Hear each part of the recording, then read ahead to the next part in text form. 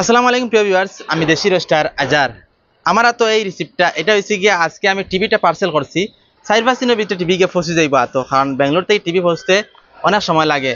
আর বিশেষ করে টিভিটা পৌঁছাইবার লাগে আমি কয়েকটা কুরিয়ার সার্ভিসে গেছি, সেও গেছে না, কারণ লগে টিভি ড্যামেজ হইবার সম্ভাবনা বেশি থাকে, সেও গেছে না। পরে আমি অনলাইনেও আবার পার্সেল করলাম।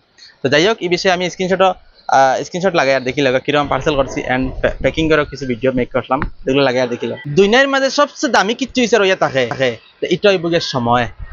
এই সময়ের মূল্য আমরা দিতে পারি না। এই সময়ের মূল্য আমরা দিতে পারি না করি আমরা সবসময় লুজে থাকি। এই সময় অনেক বেশি ইম্পর্টেন্ট মানুষের লাগে। আমি আজ বুঝতে পারি আর যে এই সময়টা কতটুকু দামি ছিল, যেটারে আমি 20-22 বছর একদম ওয়েস্ট করে আইছি। আজকে আমি বুঝতে পারি আর যে এক এক সেকেন্ডের মূল্য কতটুকু।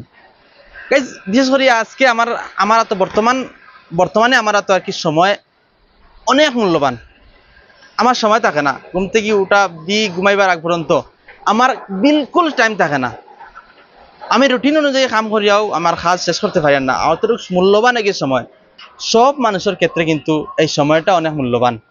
আমরা এই সময়ের ভ্যালু দিতে পারি না, যার কারণে আমরা সবসময় লোসকানও থাকি।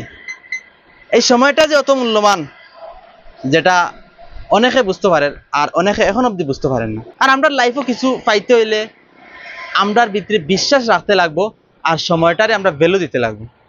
এই সময়ের যে ভ্যালু দিতে পারছে না, হে জীবনে কিচ্ছু করতে পারতো না। আর নিজের প্রতি নিজে বিশ্বাস রাখতে লাগবো, তখন গিয়ে আমরা কিছু করতে পারবো।